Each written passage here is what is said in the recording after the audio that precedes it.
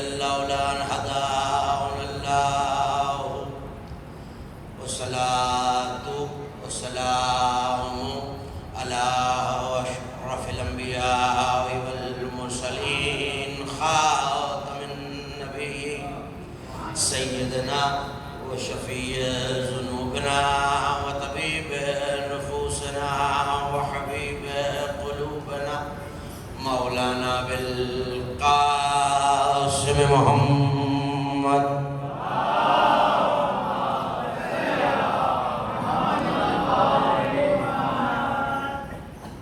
وأهل بيته الطيبين الطاهرين المعصومين المظلومين الميامين الذين ذهب الله عنهم الرجس وطهرهم تطهيرا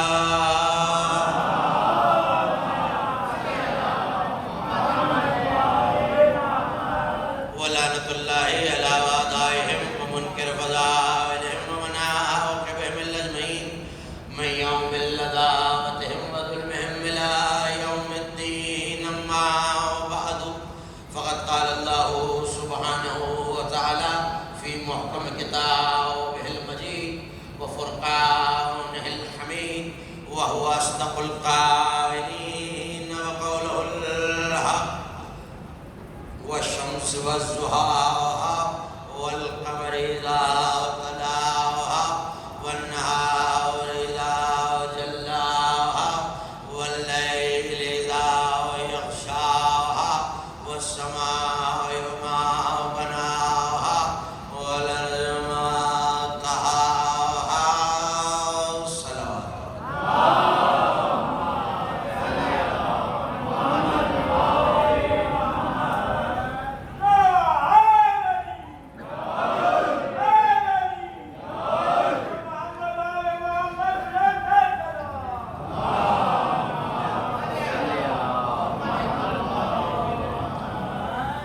معصوم فرماتے ہیں بلند آواز سے درود پڑھنے سے دلوں سے کینہ اور نفاق دونوں دور ہو جاتے ہیں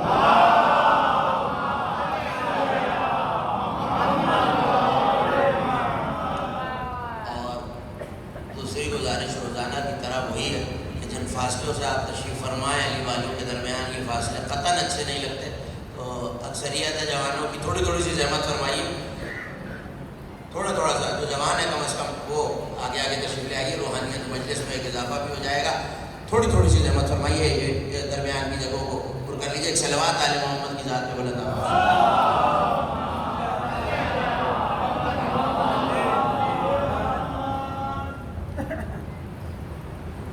سلسلہ مجالس تفسیر قرآن کی ہم سے مجالس کی چوتھی تقریر آپ حضرات سماعت فرما رہے ہیں زیر انتظام مرکزی تنظیم عزاداری پاکستان اور آج کی مجلس منسوب ہے تذکرہ ملکۃ العرب مادر ام ابیہا ام المومنین جناب خدیجۃ الکبریٰ صلوات اللہ وسلام اللہ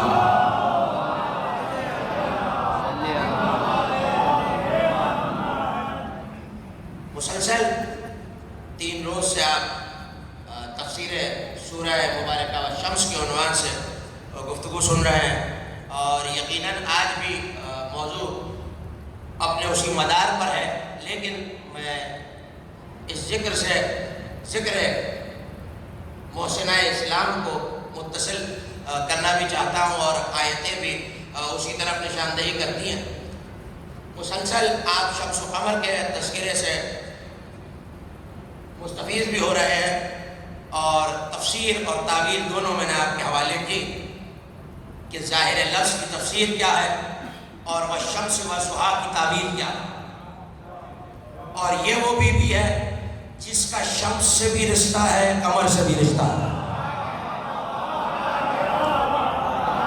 یہیں سے جڑ جائیے میرے ساتھ والشمس والضحیٰ والقمر اذا تلاہا سورہ کا نمبر 91 اور مسلسل آپ سن رہے ہیں کہ پروردگار نے قسموں کے تواتر سے 7 قسمیں کھائی قسم ہے سورج کی اور اس کی روشنی کی قسم ہے چاند کی جب وہ اس کے پیچھے چلے قسم ہے دن کی جب وہ اس سورج کو روشن کرے قسم ہے رات کی جب وہ اسے ڈھانپ لے قسم ہے آسمان کی اور اس کے بنانے والے کی، قسم ہے زمین کی اور اس کی جس نے اسے بچھایا، قسم ہے نفس کی جس نے اسے درست کیا۔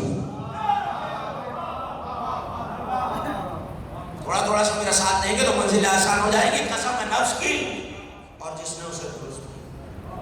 محدث دہلوی کا مقدمہ مسلسل سن رہا ہے کہ زمین، وہ زمین جسے خدا نے اس زندگی کی صورت میں ہمیں فراہم کیا ہے، شاہ عبدالعزیز محدث دہلوی، کہ ہم اس پر آخرت کی کھیتی کو کاشت کریں، اور یہ دنیا آخرت کی کھیتی جس میں توفیق الہی کی زمین میں معرفت الہی کا بیج بویا جائے، آسمان نبوت کے فیض سے اس میں بارش برسے۔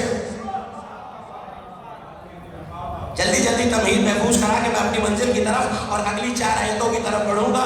7 آیتوں کا ترجمہ اور مطالب آپ سن چکے ہیں، وہ 8 آیتیں باقی ہیں، 4 انشاءاللہ کا تصدق کو عطائے کرتے پائے حضرت حجت آج کی تقریر میں اور اگلی 4 کل کی تقریر میں۔ توجہ کیجئے گا کیا کہہ رہے ہیں محدث دہلوی؟ دنیا آخرت کی کھیتی، توفیق الہی کی زمین، معرفت الہی کا بیج، شمس نبوت کا سورج، قمر ولایت کی کرنیں، ان سب کے بعد یہ تو وہ چیزیں ہیں جو آلائے کار زمین ہے، بیج بویا جائے گا، سورج سے فائدہ ملے گا، چاند سے فائدہ ملے گا، آسمان سے بارش ملے گی، لیکن اس سب کو کاشت کرنا ہے نفس نے۔ اس زمین میں جو بیج بوئے گا وہ نفس ہے۔ اللہ کہہ رہا ہے وَالنَّفْسِ وَمَا سَوَّاهَا، قسم ہے نفس کی اور اس کو درست بنانے والے کی۔ آپ نے اب تک زمین کی تفسیر سنی ہے، میں نے تعویل زمین، تعویل ارض اب تک عرض نہیں کی آپ کی خدمت میں۔ تعویل یہ ہے کہ نبی سورج، تعویل یہ ہے کہ نبی چاند، تعویل یہ ہے کہ میرے زمانے کے امام روشن دن، تعویل یہ ہے کہ سیدہ کی چادر وہ رات جس نے سورج کو ڈھانپ لیا۔ یہ زمین کیا ہے جس کی قسم کھا رہا ہے؟ تو پھر امام حاکم حسقانی نے شواہد التنزیل میں لکھا کہ جب قرآن کے وارثوں اور تعویل بیان کرنے والوں سے پوچھا کہ یہ زمین کیا ہے تو امام معصوم نے فرمایا اللہ قسم کھا رہا ہے مومن کی اور اس کے عقیدے کی۔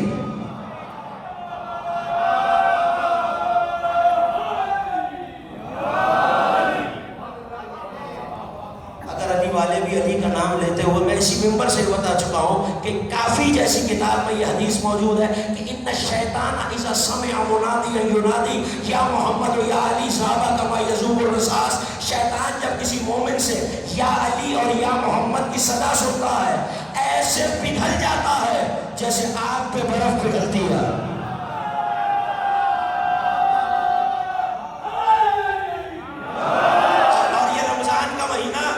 رمضان کا مہینہ عبادتوں کا مہینہ بھی ہے، استغفار کا مہینہ بھی ہے، شیطان سے دوری کا مہینہ بھی ہے۔ شیطان تو بندھا ہوا ہے اللہ کی مشیت کی زنجیروں میں، تو اب رمضان کے مہینے میں اگر کوئی علی کے نام سے چڑھ رہا ہے تو پہلے تو تصور ہو سکتا تھا کہ شیطان کو تکلیف ہو رہی ہے، مگر اب جو علی کے نعرے سے چڑھتا نظر آئے میں سمجھ جاؤں گا۔ اور میرے نوجوانوں کو پیغام بھی ہے، دیکھتے رہنا اگر رمضان میں علی کا نام آئے اور چہرہ بگڑ جائے تو سمجھ جانا اصل شیطان قید ہے، شیطان کے کارندے زمانے میں۔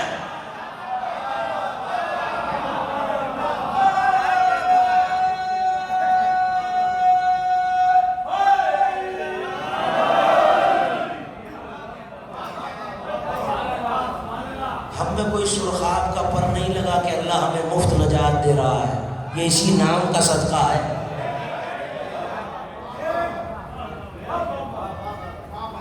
یہ نبی کی حدیث ہے کہ شرمانا نہیں علی کا نام لینا، جو یہاں شرمائے گا شرم سے صراط مستقیم پہ بھی نام نہیں لیا جائے گا، اور جو وہاں نام نہ لے سکا نبی کی حدیث 73 فرقے کی کتاب میں میں دکھا سکتا ہوں کہ کوئی شخص صراط سے گزر ہی نہیں سکتا جب تک علی کا نام نہ لے لے۔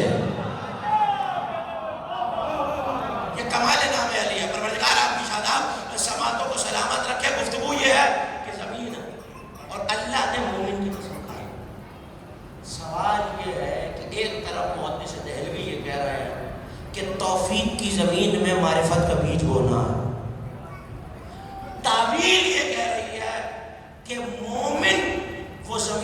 جس کی اللہ قسم کھا رہا ہے. تو اب چاہے توفیق کی زمین ہو, چاہے مومن کے ایمان کی زمین ہو, بیج معرفت الہی کا ہی ہے. اور اس بیج کو بھی ضرورت انہی شمس و قمر کی ہے. دیکھیں معرفت کا اصول کیا ہے, معرفت کی وجہ کیا ہے, اللہ نے معرفت رکھی کیوں؟ خود قرآن میں کہہ رہا ہے, تخلیق انسانی کی وجہ بیان کرتے وہ کہہ رہا ہے وما خلقت الجن والانس الا لیعبدون, ہم نے نہیں بنایا انسانوں اور جنوں کو مگر یہ کہ عبادت کی. کسی نے امام معصوم سے پوچھا کہ ہر ایک تو عبادت نہیں کر رہا, اور عبادت تو 5 وقت ہوتی ہے, تو کیا تخلیق کا مقصد صرف 5 وقت کے لیے؟ تفسیر قرآن سے حدیث آپ کے حوالے کر رہا ہوں, کیا عبادت 5 وقت ہے تو مقصد تخلیق انسان صرف 5 وقت پورا ہو رہا ہے؟ کہ الا لیعبدون سے مراد الا لیعرفون ہے, اللہ کی معرفت ہی اس کی عبادت ہے. بڑی نازک منزل پہ لے آیا ہوں آپ کو, اللہ کی معرفت اللہ کی عبادت ہے. اچھا معرفت کیسے؟ نظر تو آتا نہیں, پتہ نہیں کیا سنا, عقلوں میں سماتا نہیں, سمجھ میں آتا نہیں. مالک کرے تو کیا کرے؟ تو کہ میرے نبی کے دروازے پہ جاؤ. میں نبی کے دروازے پہ گیا تو اس منزل پہ پہنچا, اس وقت پہ پہنچا جہاں نبی یہ فرما رہے تھے یا علی اللہ کی معرفت کما حقہ کوئی نہیں رکھتا سوائے میرے اور تمہارے. نہیں ابھی تو جملہ کہا ہی نہیں میں نے. اللہ کی معرفت کما حقہ کوئی نہیں رکھتا سوائے میرے اور تمہارے. یعنی میری معرفت کما حقہ کوئی نہیں رکھتا سوائے تمہارے اور اللہ کے. کمال یہ ہے کہ اللہ کی معرفت کے لیے دونوں وہ چاہیے تھے جو منصب میں خدا کے چھوٹے ہیں. نبی اور علی بندے ہیں نا خدا, ایک رسول ہے تو منصب میں تو دونوں خدا سے چھوٹے ہیں. نبی کی معرفت کے لیے ایک علی, دوسرا, یا آپ کی آواز نہیں آ رہی, آپ بولے تو بات, دوسرا خدا, ایک علی. میں لفظ بدل کے کہتا ہوں, ہیں دونوں علی. ایک علی الاعلیٰ ہے, ایک علی ابن ابی طالب ہے. یعنی نبی کی معرفت یا وہ علی کرائے یا یہ علی کرائے. اب معیار بدل گیا. خدا کی معرفت کے لیے دونوں خدا کے بندے چاہیے تھے. نبی کی معرفت کے لیے ایک نبی سے منصب میں بڑا چاہیے. مجھے نہیں پتا کون بیدار ہے اور کون نہیں, میں تو جملہ آپ کے حوالے کر رہا ہوں. ایک منصب میں چھوٹا چاہیے. مگر حدیث یہاں ختم نہیں ہوئی. صاحب صحیفۃ الابرار علامہ مامقانی نے لکھا کہ نبی نے آگے بڑھ کے فرمایا اللہ کی معرفت کے لیے یا میں یا تم, میری معرفت کے لیے یا علی تم یا خدا, اور تمہاری معرفت کے لیے یا میں یا خدا. نہیں آپ نے فرق نہیں دیکھا. اللہ کی معرفت کے لیے دونوں چھوٹے, نبی کی معرفت کے لیے ایک نبی سے بڑا, ایک منصب میں چھوٹا. علی میں کمال کیا ہے؟ معرفت کے لیے کم از کم دونوں بڑے چاہیے.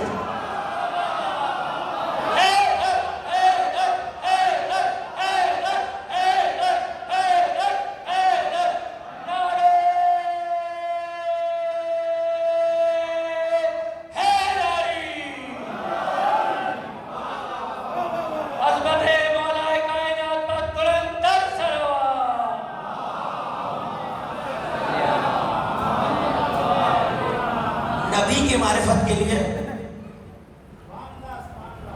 ایک منصب میں بڑا, ایک منصب میں نبی. علی کی معرفت کے لیے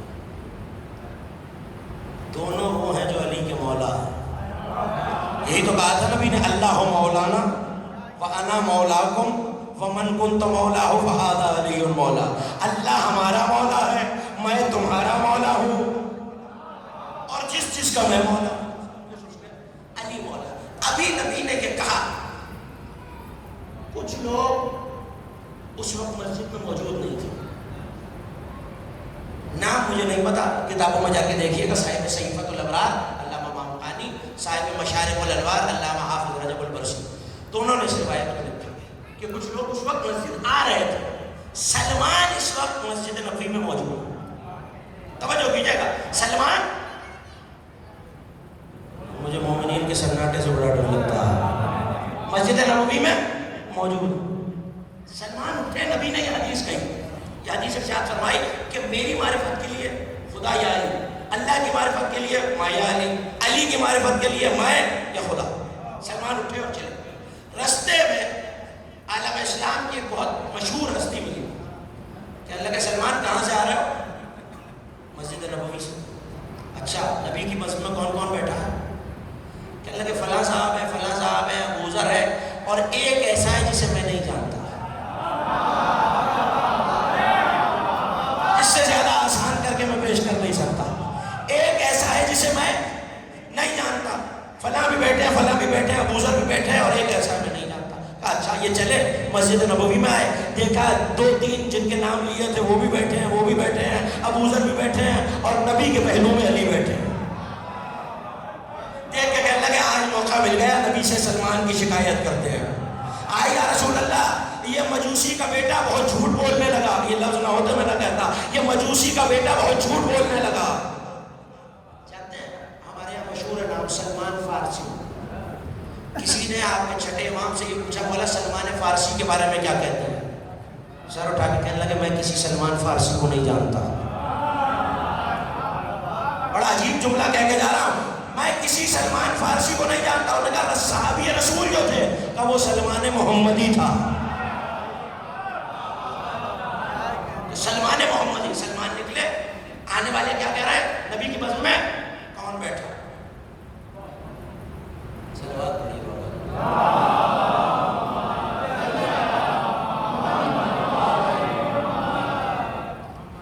سلمان سے کیا پوچھا نبی کی مسجد میں کون بیٹھا ہوا؟ کہنے لگے فلاں ہے, فلاں ہے, فلاں ہے, ابو ذر ہے, اور ایک ایسا ہے.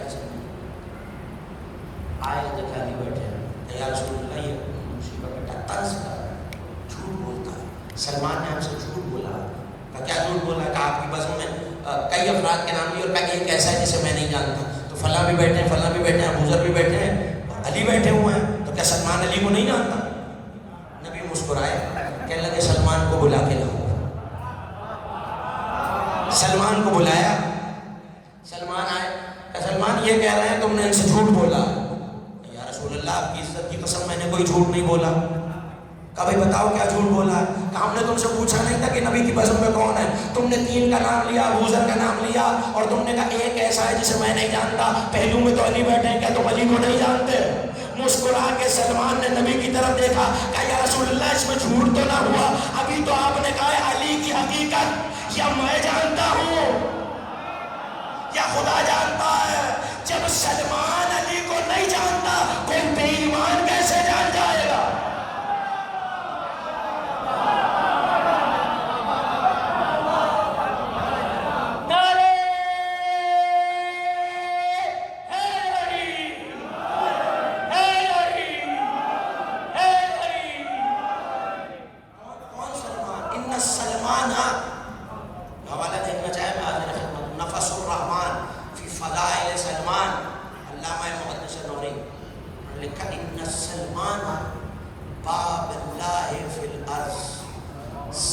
سلمان زمین میں اللہ کا دروازہ ہے. ظاہر ہے جہاں اب تک لوگوں سے علی کا دروازہ ہونا برداشت نہ ہو رہا ہو, وہاں نبی کہہ رہے ہیں ان سلمان باب اللہ فی الارض, سلمان زمین میں اللہ کا دروازہ ہے. آپ کے جملہ سنیں گے, جو سلمان کو مانے مومن, جو سلمان کا انکار کرے کافر.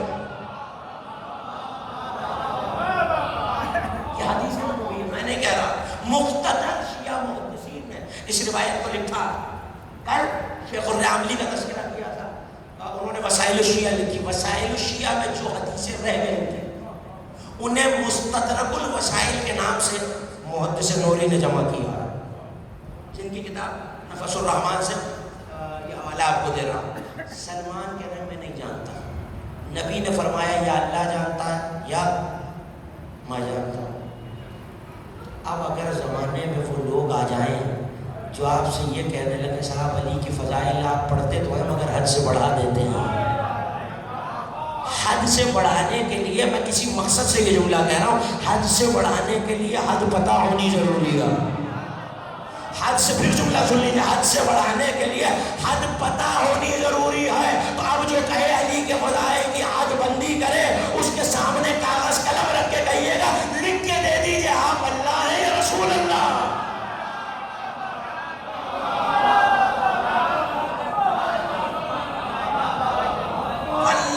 وما سواہا، قسم ہے اس کی جس نے نفس کو بنایا، درست نفس کی قسم اس کے بنانے اور درست کرنے والے کی، فلہمہا فجورہا و تقواہا، ساری تمہید اس فجورہا کے لیے کی ہے،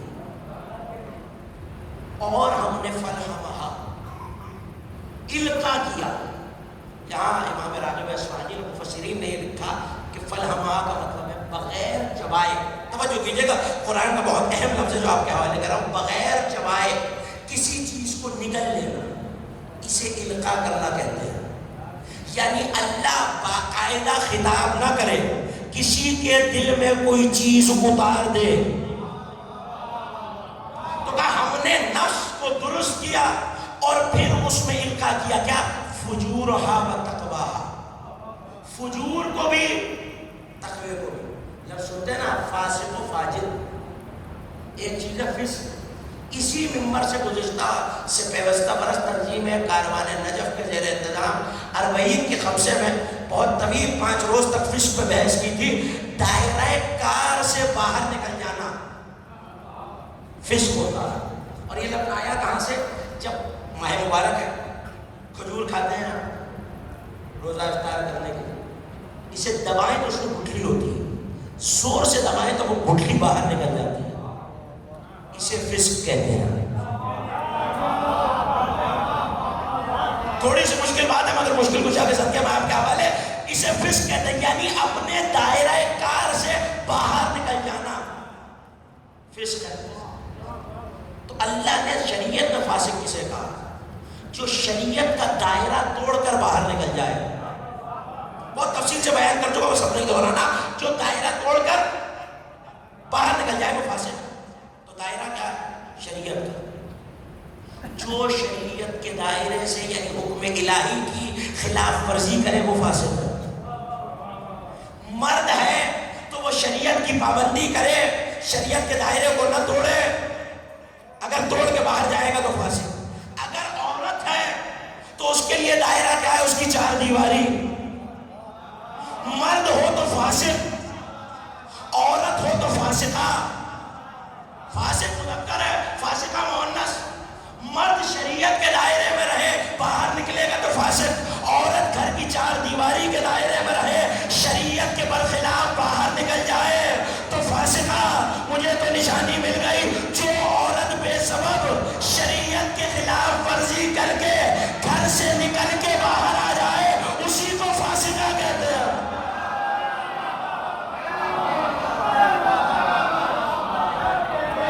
میں قرآن کے لفظ پر گفتگو کر رہا ہوں، اسی سے ایک جانور کا نام بھی ہے جسے امام راغب اصفہانی نے لکھا فویسقہ۔ میں ممبر پہ ہوں، آپ فرش ادا پر، ایک جانور ہوتا ہے جو گھروں میں اکثر آ جاتا ہے، چوہا، یہ بل میں رہتا ہے، اس کی مؤنث ہے فویسقہ، جو بار بار اپنے گھر سے نکل آئے۔ یہ میں نہیں لکھ رہا، امام راغب اصفہانی علماء اہل سنت میں انہوں نے کہا فویسقہ چوہے کی مؤنث کو اس لیے کہا گیا ہے کہ وہ بار بار اپنے بل سے باہر آ جاتی ہے۔ عجیب جملہ انہوں نے لکھا ہے، اگر لفظ نہ ہو تو میں مجرم۔ انہوں نے لکھا اسے ڈرا کے گھر واپس بھیجنا پڑتا۔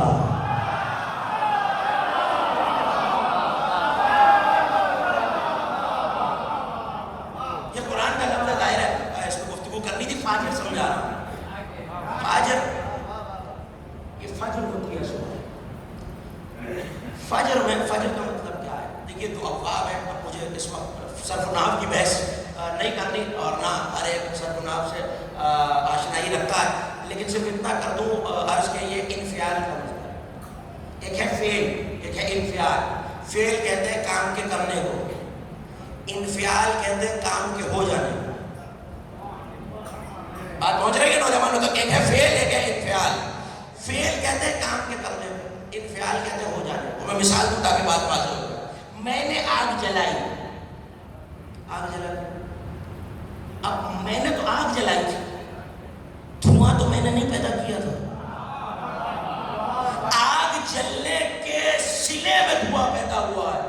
آگ جلانا فعل ہے، دھواں نکلنا انفعال ہے۔ یہ خود بخود نکلا ہے. اسی مصدر اسی وزن پہ انفجار، چیز کا پھوٹ کر نکل جانا، الگ ہو جانا.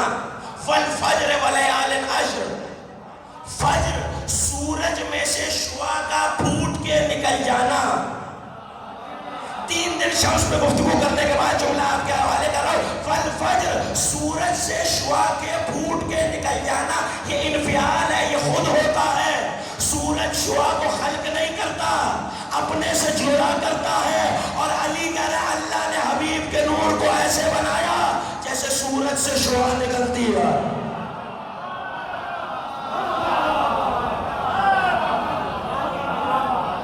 شکر گزار ان کا جو میری تائید میں سر لا.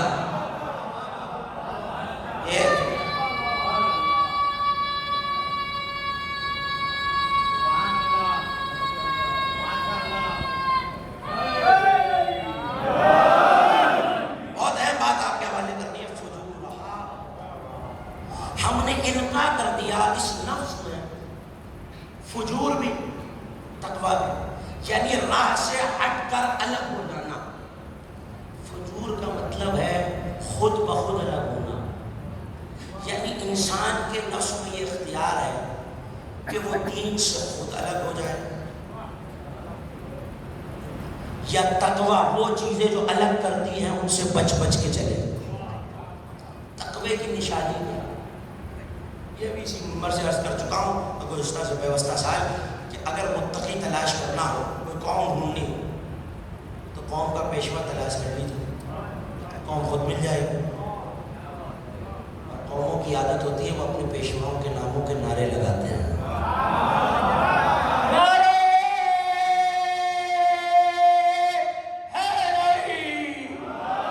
مجھے بہت زیادہ تفصیل میں نہیں جانا، جملہ سن لیجیے. اگر متقی ڈھونڈنا ہے، امام المتقین مل جائے تو متقی خود مل جائیں گے.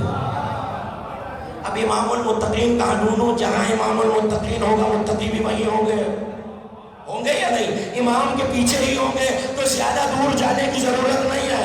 کچھ دیر پہلے بھی اعلان ہوا ہے، کچھ دیر ٹھہر جائیے، اسی مسجد سے اعلان ہوگا. تاریخ آدم و عالم میں بس ایک قوم ہے جو 5 وقت اعلان کر کے کہہ دیا اشہد ان امیر المومنین و امام المتقین علی ولی اللہ.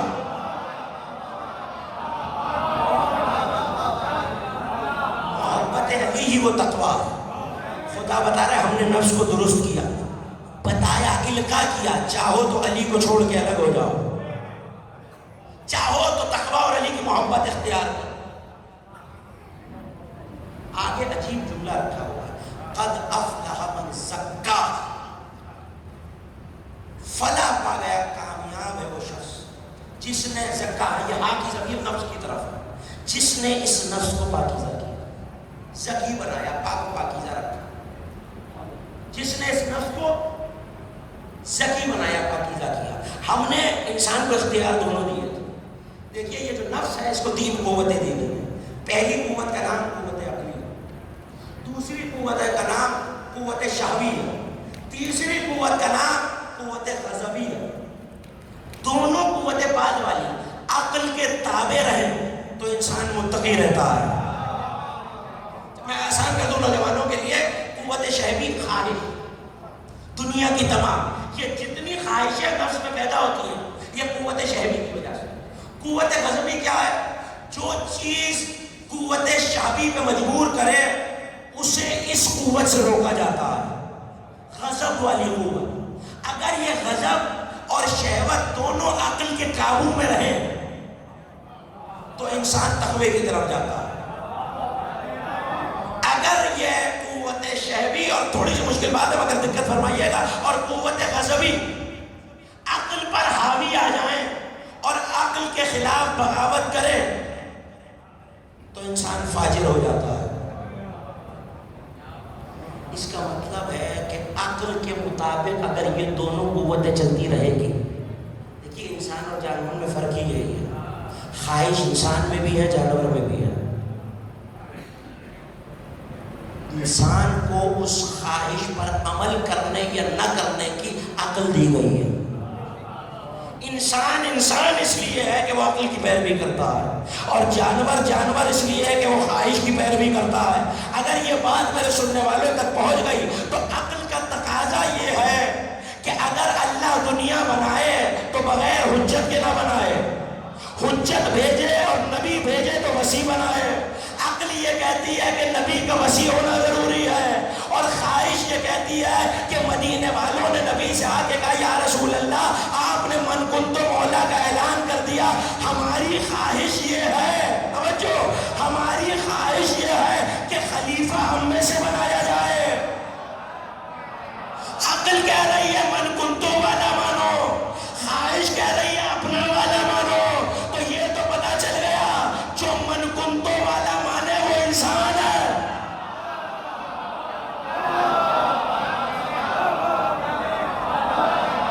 عجیب منزل میں لے آئے۔ اسی کے ساتھ ایک اور لفظ رکھا ہوا قد افلح من زکاہا، جس نے زکی کی۔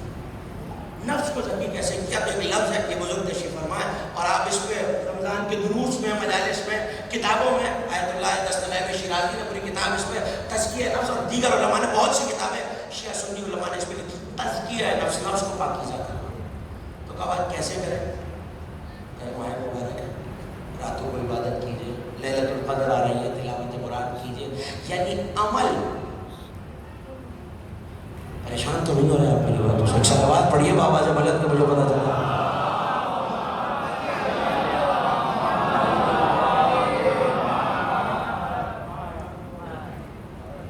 فرمایا عمل انسان کو زکی کرتا ہے۔ اگر عمل زکی کرتا ہے تو بڑی اہم دعا آپ کے حوالے کر دوں، ماہ مبارک ہے، دعاؤں کی قبولیت کا مہینہ، جہاں مذہب نے طلب اولاد سے لے کر طلب رزق تک ہر شے کے لیے دعا بتائی ہے۔ دیکھیے آخرت کا دار و مدار، عمل کریں گے تو درجات ملیں گے، لیکن بغیر صحیح عقیدے کے قابل قبول نہیں ہے۔ یہ اس میں 73 فرقے کے مفکرین، مفسرین، علماء متفق ہیں، جو بھی عقیدہ ان کے نزدیک صحیح ہے، لیکن عقیدے کی درستگی عمل کی قبولیت کی شرط ہے۔ تو اگر آل محمد کے دعاؤں کے ذخیرے میں ہر شے کے لیے دعا ہے تو کیا عقیدے کے لیے نہیں ہوگی؟ میں اپنے سننے والوں کو ہدیہ اور تحفہ دیے جا رہا ہوں، میرے اور آپ کے ساتویں امام موسی کاظم علیہ السلام،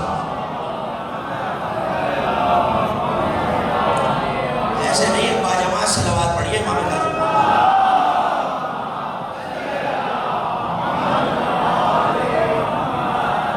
تیزی سے منازل کو مجھے طے کرنا اور ذکر المومنین تک جانا ہے، توجہ کیجیے گا، ایک لفظ کے لیے رکا ہوا ہوں۔ زکی کریں گے، کیا کریں گے؟ عمل کی قبولیت کے لیے عقیدہ شرط ہے۔ تو جہاں آل محمد نے کھانے کی دعا بتائی ہے، چلنے کی دعا بتائی ہے، سونے کی دعا بتائی ہے، صبح اٹھ کے پڑھنے کی دعا بتائی ہے، تو عقیدہ محفوظ رکھنے کی دعا چھوڑ دی ہوگی؟ حوالے یاد رکھیے گا، اقبال الاعمال علامہ سید علی ابن طاؤس، مصباح کفمی علامہ کفمی، یہ ساری دعا کی بہت بڑی کتاب ہے۔ محج الدعوات یہ بھی سید علی ابن طاؤس کی، اور بحار الانوار میں بھی یہ دعا آپ کو مل جائے گی، جو دیکھنا چاہے میں حاضر خدمت کرنے کے لیے تیار ہوں، اور اس لیے کہ انہیں اپنے وظائف میں بھی شامل کی۔ میں یہ بزرگوں سے گزارش بھی اور نوجوانوں کے لیے دعوت فکر بھی کہ جہاں ہم ہر شے کے لیے دعا مانگ رہے ہیں، پالنے والے رزق میں وسعت عطا کر، دماغ میں طاقت عطا کر، نور فہم عطا کر، عبادت کی توفیق عطا کر، تو عقیدہ بھی تو خدا ہی سے مانگیے۔ امام کاظم نے ساری دعا اس وقت عرض نہیں کرنی، بس ایک جملہ، قد افلح من زکاہا، فلاح پا گیا وہ جس نے نفس کو زکی کیا۔ اس دعا کا نام ہے دعا الاعتقاد، دعا عقیدہ، اور امام نے یہ ضمانت دی ہے کہ جو یہ دعا پڑھتا رہے گا پہاڑ اپنی جگہ سے ہل جائے گا، اس کا عقیدہ نہیں ہلے گا۔ اگر دل چاہ رہا ہے تو دعا آپ کے حوالے دو جملے کر دو۔ خدا کی وحدانیت کی گواہی کے بعد، رسول کی رسالت کی گواہی کے بعد، امام ہفتم نے یہ جملے ارشاد فرمایا، یاد رکھیے گا، عقیدے کو مضبوط رکھنے کی دعا۔ پوچھنے والے نے یہ پوچھا تھا عقیدہ کیسے مضبوط رکھا جائے، تو امام نے یہ دعا تعلیم تعلیم فرمائی، اس دعا کا ایک جملہ آپ کے حوالے. فرمایا میں ضمانت دیتا ہوں پہاڑ ٹل جائے گا تمہارا عقیدہ نہیں ہے.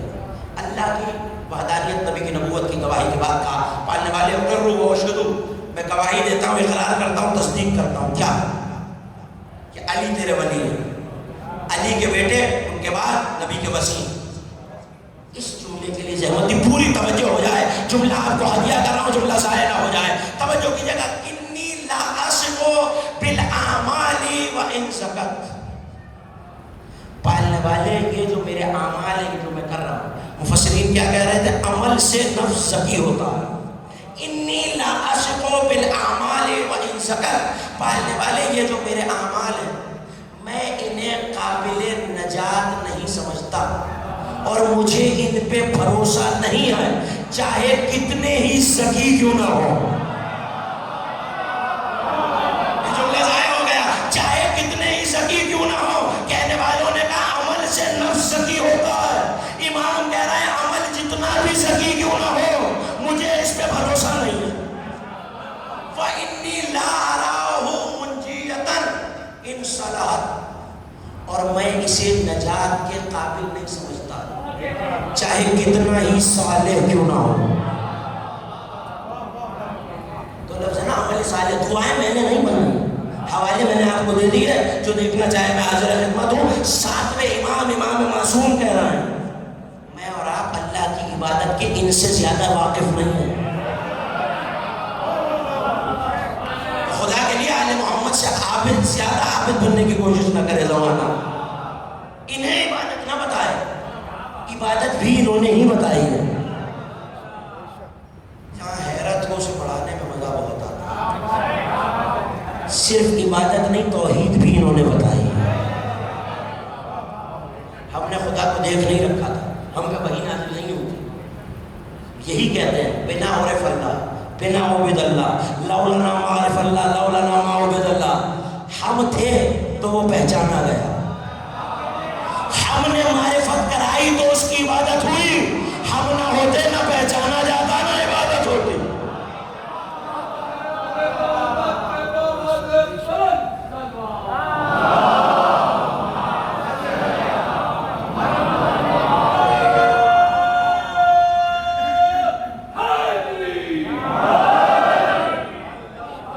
ہم تھے تو وہ پہچانا گیا، ہم تھے تو عبادت ہوئی. امام کیا کہہ رہے ہیں؟ لا شک بالعمل.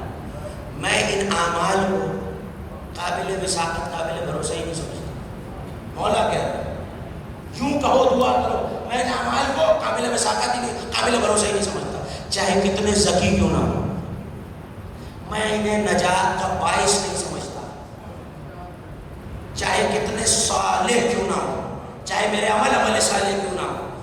مولا میرے سامعین مجھے گھبرا کے دیکھ رہے ہیں، ہم تو اتنی عبادت کر رہے ہیں، تلاوت قرآن کر رہے ہیں، آپ کہہ رہے ہیں اللہ سے کہو نہ مجھے ان پہ بھروسہ ہے نہ میں قابل نجات سمجھتا ہوں. تو کر کیوں رہے ہیں؟ اگلا جملہ بڑا ہے، توجہ. الا بولایت علی ابن ابی طالب. مالک بغیر ولایت علی کے.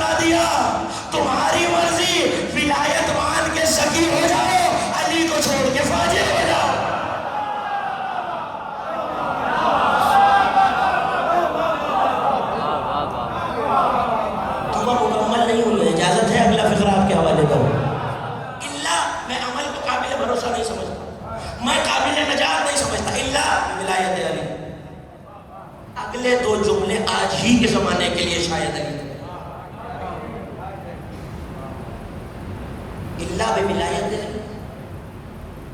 اقرار بفضائلہ، میں عمل کو تب تک وقبول من حملتہ مرواتہ، جملے عجیب ہے، میں علی کی ولایت کے بغیر عمل کو نہ ذکی سمجھتا ہوں، نہ صالح سمجھتا ہوں، کون کہہ رہا ہے امام معصوم، نہ قابل نجات سمجھتا ہوں، جب تک علی کی ولایت اور تنہا علی کی ولایت نہیں، جب تک میں ان کے فضائل کو قبول نہ کروں، روایتوں کو تسلیم نہ کروں اور دل میں علی کے فضائل برداشت نہ کروں، تب تک میرے اعمال، نہیں جملہ سن لیجیے، ابھی جملہ نہیں کہا، اس کے بعد دیتے رہیے گا، جب تک میں قبول نہ کروں، روایتوں کو تسلیم نہ کروں، آج آئے وہ زمانے والے جو یہ کہتے ہیں یہ روایت ضعیف، وہ روایت ضعیف، وہ روایت ضعیف، روایتوں میں شک کرنے سے روایت کا کچھ نہیں بگڑے گا، تمہارا عمل منہ پہ مار دیا جائے گا۔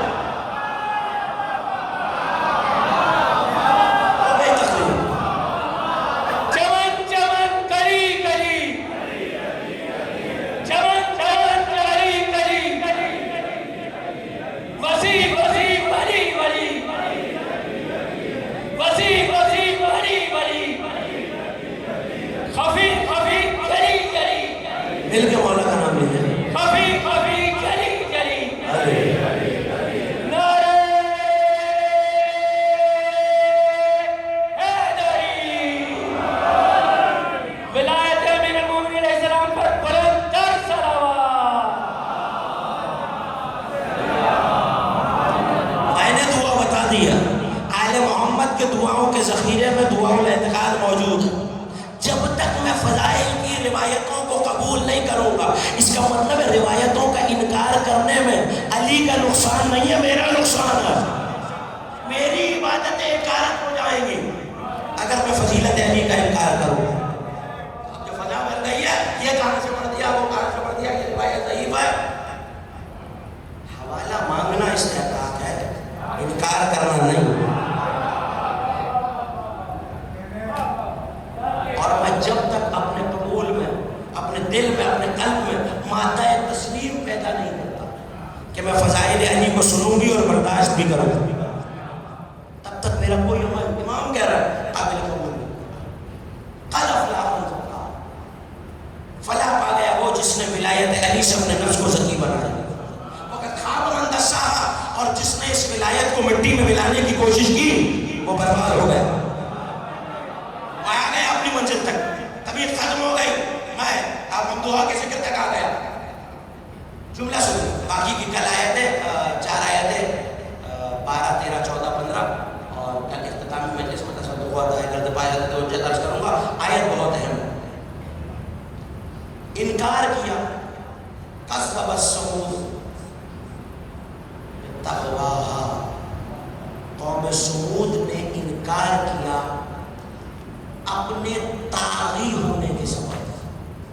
یہاں تک آپ اس تقواہا میں کیا معنی چھوڑ دیں؟ امام راغب نے لکھا کہ تقواہا کا مطلب ہے، اسی سے ایک لفظ ہے جو آپ کا سنا ہوگا، طغیانی،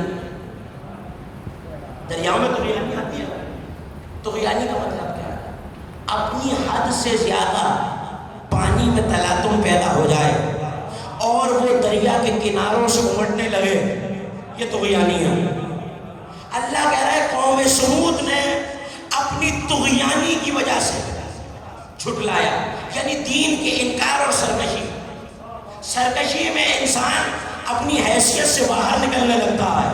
اللہ نے بتایا ولایت کے ذریعے اپنے نفس کو زکی کرو، انکار کر کے فاجر نہ ہو جانا، اور جملہ آپ کے حوالے، اور خبردار علی کے فضائل کی حد نہ بنانا، اپنی حد میں رہو۔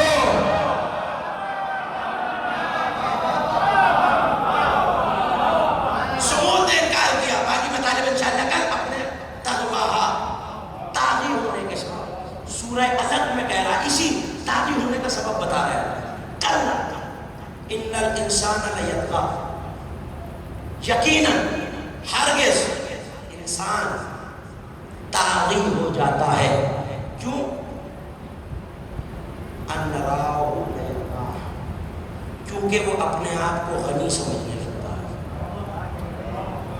جب اس کو مال دولت دنیا کی آسائشیں مل جاتی ہیں اور وہ بہت سا مال جمع کر لیتا ہے تو وہ سرکش ہو جاتا ہے اپنے غنی ہونے کی بنیاد پر، دولت مند ہونے کی بنیاد پر۔ اس کا مطلب ہے دولت انسان کو، بشر کو طاغی بناتی ہے۔ اگر دل میں معرفت الہی کا بیج نہ ہو، شمس و قمر کی روشنی نہ ہو، دولت کا کام ہے انسان کو طاغی بنانا، کہ اس دولت کے سبب وہ یہ سمجھتا ہے کہ اب مجھے خدا کی ضرورت نہیں ہے۔ جتنی دولت بڑھتی جائے گی انسان کے طاغی ہونے کا شائبہ بڑھتا جائے گا۔ آج کا دن آپ کے ذہن میں جس ہستی کا تذکرہ ہے آپ کے ذہن میں، پالنے والے تو نے بشریت کی نشانی یہ بتائی ہے کہ دولت زیادہ ہو اور وہ غنی ہو جائے تو وہ طاغی ہو جاتا ہے۔ میں کیا کروں، تاریخ اسلام کہتی ہے خدیجہ نے دولت بھی بے بہا لٹائی۔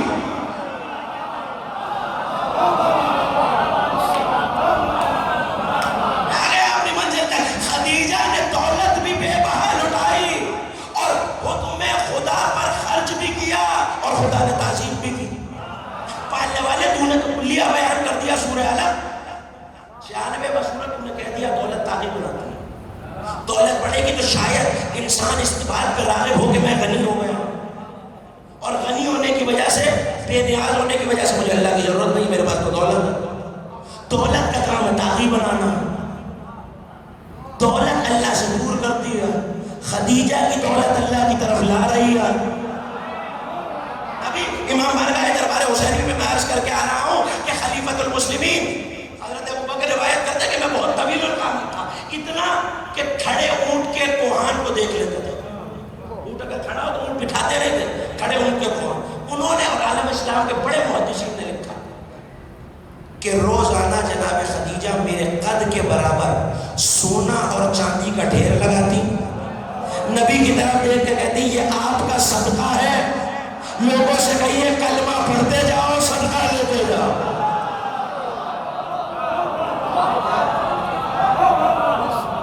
یہ دولت ہے خدیجہ۔ قرآن کہہ رہا ہے دولت طاغی کرتی ہے۔ بہت اہم نتیجہ آپ کے حوالے کر رہا ہوں، توجہ کیجیے گا۔ قرآن کہتا ہے بشر کا فطرت میں یہ بات رکھی ہوئی ہے کہ دولت ملے گی، اور اگر معرفت الہی نہ ہو تو وہ طاغی ہو جائے گا۔ سیدہ خدیجہ کے پاس دولت بھی بے بہا۔ مثال میں عرض کر دوں تاکہ نوجوانوں کے ذہن میں کچھ تصور پائیں۔ مجھے بزرگ تشریف فرمائیں، آج تو وہ چیز دیکھنے میں نہیں آتی، لیکن یہ مشاہدے کی بات ہے تو گواہی دیں گے۔ دوائیاں اور مسالے پیسنے کے لیے ایک چیز استعمال ہوتی ہے، ایک برتن، اور اس میں ایک لمبی سی چیز مار کے اسے بولتے ہیں، اسے کہتے ہیں ہاون دستہ۔ لکڑی کا ہوگا، پتھر کا ہوگا، مارنا ہوگا بہت زیادہ، لوہے کا۔ 1000 سونے کے ہاون، 2000 چاندی کے دستے۔ میں نے جو حیران ہو رہے ہیں ابھی اور زیادہ ہو جائیں گے، ان میں جناب خدیجہ کی نوکروں کی دوائیاں پیسی جاتی تھی۔ اگر دولت خدیجہ میں گفتگو کروں تو گفتگو بہت طویل ہو جائے۔ 80,000 اونٹ دنیا کے 8 ملکوں میں مال تجارت لے جاتا ہے۔ آج ہی جا کے پوچھ لیجیے اونٹ کی قیمت، اس زمانے میں 80,000۔ پالنے والے اتنی دولت، سونے چاندی کے ڈھیر، تو کہتا ہے دولت طاغی کرتی ہے۔ نبی کہہ رہے ہیں خدیجہ موسمہ اسلام ہے۔ پالنے والے میری مشکل کو آسان کر، میرا مجمع مجھے حیرت سے دیکھ رہا ہے۔ آیت کہہ رہی ہے بندہ طاغی ہوتا ہے، بشر طاغی ہوتا ہے دولت سے۔ تو سیرت میں یہ بتلا رہا ہے خدیجہ کی کہ اسلام کی طرف بلا رہی ہے۔ جانتے جواب کیا آیا؟ جواب یہ آیا، ہم نے قرآن میں کہا بشر طاغی ہوتا ہے۔ اب ایک ہی بات ہے، یا کردار خدیجہ پہ انگشت نمائی کر کے کافر ہو جاؤ، یا ماننا پڑے گا بشر اور ہے خدیجہ اور ہے۔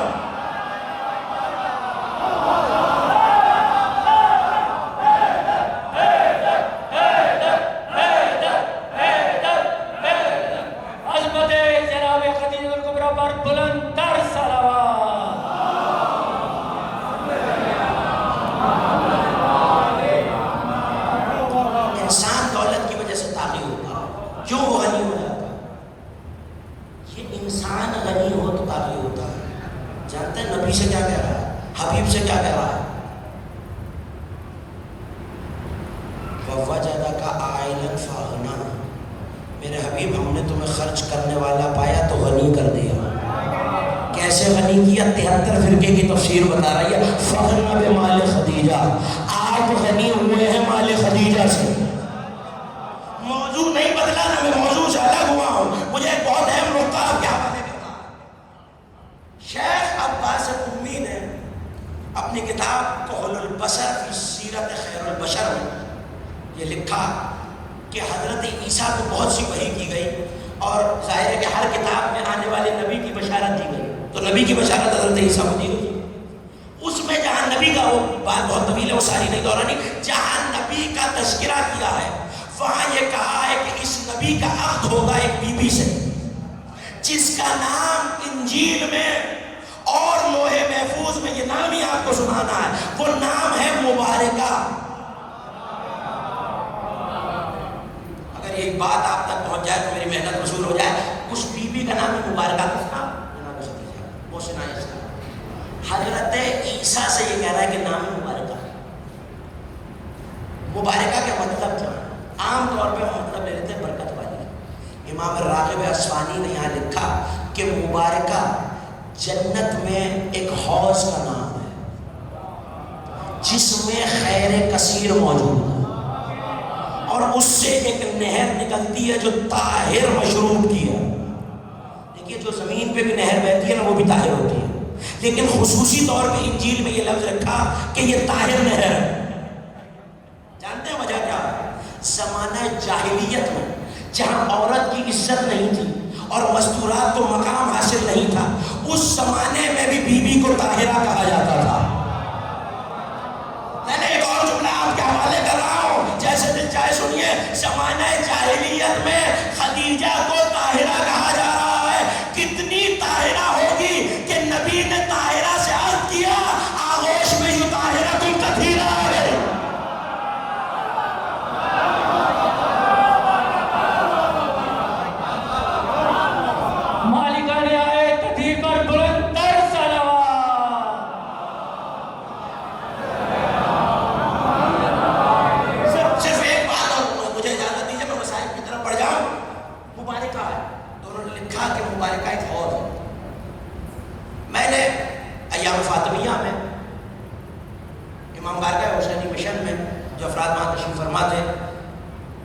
انجیل مقدس سے، مکاشفات یوحنا سے، یہ پروفیسر عماد صاحب تشریف فرمائے اور بہت سی گفتگو وہاں کی تھی۔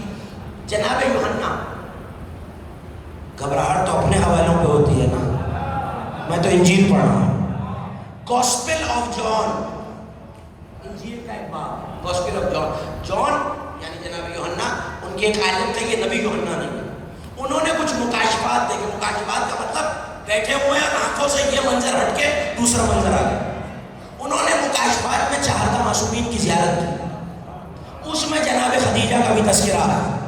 وہیں سے انجیل سے اردو زبان میں بھی چھپی ہوئی ہے، لاہور سے، جو دیکھنا چاہے میں حاضر خدمت ہوں۔ مکاشفات یوحنا کے 22ویں باب میں، گوسپل آف جان میں انہوں نے یہ لکھا کہ میں نے جنت کا نظارہ کیا جہاں نبی کی کرسی لگی ہوئی تھی، اور اس کرسی کے پاس سے ایک نہر بہ رہی تھی۔ توجہ ہو جائے تو میں جملہ کہوں، اور نہر کے کنارے کچھ درخت ہیں، اور ان میں ہر مہینے پھل لگتا ہے، اور سال میں 12 پھل لگتے ہیں۔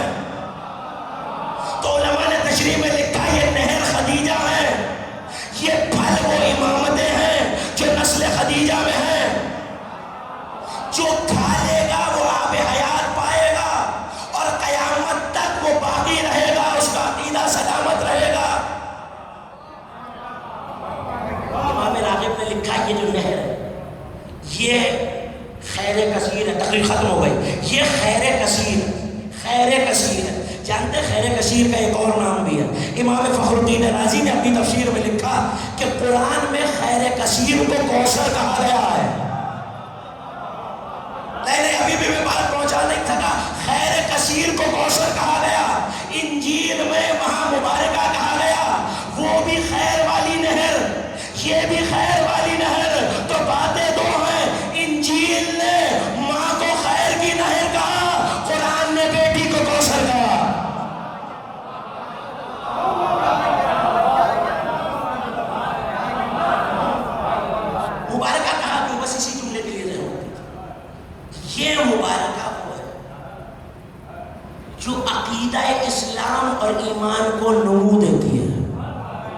نبو جانتے کیا ہے کرودھ؟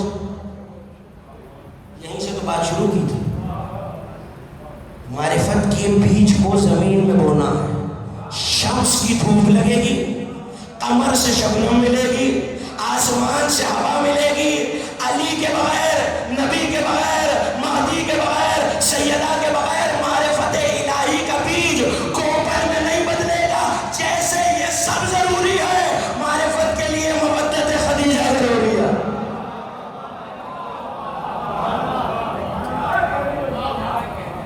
نمو ہے معرفت ذکر خدیجہ. نصیبی ہے کہ ہم ذکر خدیجہ کریں. وہ بی بی ہے جس نے پانی کی طرح اپنی دولت کو بہایا ہے. اسلام کی آبیاری، اسلام کی رگوں میں لہو ابو طالب کا ہے، نمک خدیجہ کا ہے. 9 رمضان المبارک یہ وہ دن ہے، یہ وہ شب ہے جو رحلت ام المومنین کی شب. بیمار ہوئی، بستر پر ہے اور شدت بیماری سے اٹھ نہیں سکتی. جب وہ وقت قریب آیا تو ایک مرتبہ 4 سال کی سیدہ کو بلا کے کہا، فاطمہ مجھے تمہارے بابا سے ایک خواہش کرتے ہوئے حیا آتا ہے، کیا تم میرا پیغام کائنات کے نبی تک پہنچاؤ؟ کہ اماں بیان کی. کہ اپنے بابا سے کہنا مجھے اپنی رضا کا کفن دے. خدیجہ نے اپنی دولت کو اسلام پہ قربان کیا. اب خدیجہ کے پاس کفن خریدنے کی دولت موجود نہیں ہے. نبی مجھے اپنی رضا کا کفن دیں. سیدہ چلی اور بابا کے محضر میں آئی. بابا اماں کہتی ہیں مجھے اپنی رضا کا کفن دیجیے. جانتے یہ جملہ سن کے تاریخ نے لکھا کہ نبی اتنی تیزی سے حجرے کی طرف چلے کہ مزمل والی چادر 3 مرتبہ زمین پہ گری. تیز قدموں سے جناب خدیجہ کے سرانے آئے. کہ خدیجہ یہ کیا مانگ لیا؟ اگر تم مصطفیٰ کی جان بھی مانگتی تو وہ تمہارے احسان کے بدلے میں کم تھا. ہم تمہیں اپنی رضا کا کفن ادا کریں گے. بس یہ کہنا تھا کہ حضرت جبریل آئے اور آ کے کہا ہے پیغمبر اکرم، اے محبوب خدا، اللہ یہ کہہ رہا ہے خدیجہ نے صرف آپ پہ احسان نہیں کیا، خدا کے دین پہ احسان کیا ہے. خدیجہ کا کفن ہم جنت سے بھجوائیں گے، کافور جنت سے بھجوائیں گے. میں ہاتھوں کو جوڑ کے کہوں پروردگارا میرے مالک آج یہ کفن روک لے، کل اسی خدیجہ کا نواسا ہوگا کربلا کی زمین پہ بے گورو کفن. آپ کی آوازیں بلند ہو گئی، آپ کی آنکھوں نے اشکوں کا وضو کر لیا. آج سید عالمیان کو پرسا دینا ہے. آج کائنات کے نبی پرسا لینے کے لیے آئے ہوں گے. آج علی پرسا لینے کے لیے آئے ہوں گے. ہاں یہ وہ بی بی ہے جس نے علی کو بھی پالا ہے، علی کی ماں کی طرح پرورش کی ہے. جانتے ہیں جب جناب خدیجہ دنیا سے گئی تو نبی نے اس سال کو عام الحزن قرار دیا. تو ایسی مصیبتیں نبی پہ ٹوٹی، ایک پرورش کرنے والا چچا چلا گیا، ایک ساتھ دینے والی زوجہ چلی گئی. نبی نے عام الحزن قرار دیا اور علی جناب خدیجہ کے جنازے پہ ایک مرثیہ پڑھتے تھے، اے میری آنکھوں رو دو، اب وہ شخصیات جو دنیا سے گئی ہیں تمہیں کبھی نظر نہیں آئے گی. اجرکم اللہ، یہ پرسا دینے کی رات ہے. سیدہ کو ان کی ماں کا پرسا دینا ہے.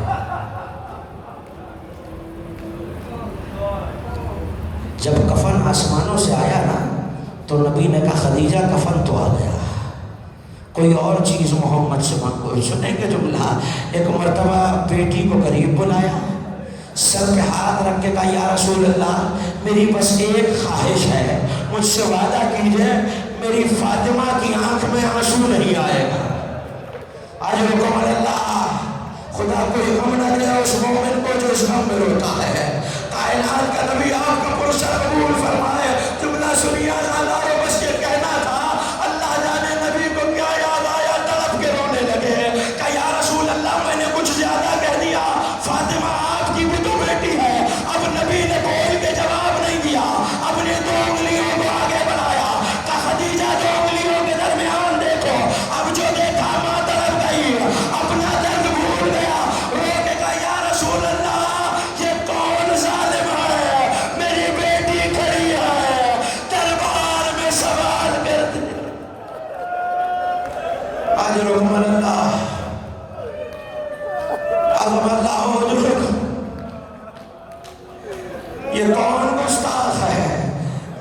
فاطمہ سوال کر رہی ہے، یہ سند کو پارا پارا کر رہا ہے۔ ایک مرتبہ مقام معلیٰ پہ بی بی کی قبر بنائی گئی، مگر کچھ دن پڑھوں گے دو جملے سن لیجئے۔ یہ وہ بی بی ہے جس نے علی کی پرورش کی ہے، جس کی آغوش میں سیدہ آئی ہے۔ ابھی قبر بنی تھی کہ وہ وقت آیا کہ نبی کو ہجرت کرنی پڑی۔ جانتے ہیں دوسرے موقع کب آیا؟ جب نبی قبر پر آئے 10 سال بعد، جب فتح مکہ ہوئی، نبی نے خدیجہ کی قبر پہ علم نصب کرایا، ایک خیمہ لگوایا بی بی کی قبر کے کنارے۔ اسی خیمے میں بیٹھ کے 10 سال بعد قبر خدیجہ پہ گریہ کیا، مگر تاریخ نے لکھا کہ نبی اکیلے نہیں آئے تھے، نبی بیٹی کو بھی ساتھ لائے تھے، اور سیدہ 10 سال بعد ماں کی قبر پہ آئی تھی۔ تاریخ نے تفصیل نہیں بیان کی، مگر عزاداروں اتنا جملہ ضرور لکھا ہے کہ یہاں بی بی کی نظر ماں کی قبر پہ پڑی تو تڑپ کے اپنے آپ کو ماں کی قبر پہ گرا دیا اور آواز دے کے کہا ماں فاطمہ آئی ہے۔ ارے مکے کا منظر سن لیا عزاداروں، یہ ایک بیٹی ماں کی قبر پہ آئی ہے، مگر مدینے میں جب قافلہ رہا ہو کے آیا تو ایک اور بیٹی ماں کی قبر پر آئی، مگر اس بیٹی کا آنا بڑا مختلف تھا۔ ارے رات کے وقت زینب کبریٰ نے ایک کرتا نکالا، ماں کی قبر پہ رکھا۔ ماں جب کوئی باہر سے آتا ہے تو سفر کی سوغات لاتا ہے، اماں زینب حسین کا کرتا لائی ہے، اور یہ کہہ کے ایک مرتبہ دائیں دیکھا بائیں دیکھا، آواز دی اماں اگر نہ محرم نہ ہوتے زینب چادر ہٹا کے بتاتی، بازوؤں پہ رسیوں کے اجرکم اللہ۔ ایک جملہ سن لیجیے عزادارو، ہو گئی مجلس، آپ گریہ کر چکے ہیں۔ ہاں یہ بی بی میدان محشر میں بھی آئے گی، جب اعلان کیا جائے گا یا اہل المحشر غضوا ابصارکم، اس وقت امام زمانہ کی مشرق لدی ہوگی، ایسے میں ایک بی بی آئے گی، اس بی بی کے ہاتھوں پہ ایک بچے کا جنازہ ہوگا، آواز دی جائے گی ام المومنین خدیجہ الکبریٰ آ رہی ہیں۔ مہدی کے سامنے کھڑے ہو کے سر اٹھا کے کہے گی پالنے والے، ہمارے مہدی کے ذریعے ہمارے دشمنوں سے ہمیں انتقام دلا۔ جب میں نے مقاتل کے صفوں کو الٹا اور تلاش کیا یہ بچہ کون ہے تو جانتے ہیں جواب کیا ملا؟ یہ فاطمہ کا محسن ہے جو دروازہ گرنے سے مارا گیا۔ مگر میں نے بہت سوچا کہ علی اصغر کا جنازہ کہاں ہوگا؟ ارے پیچھے پیچھے فاطمہ زہرا آواز دیتی آئے گی، پالنے والے میرے حسین کا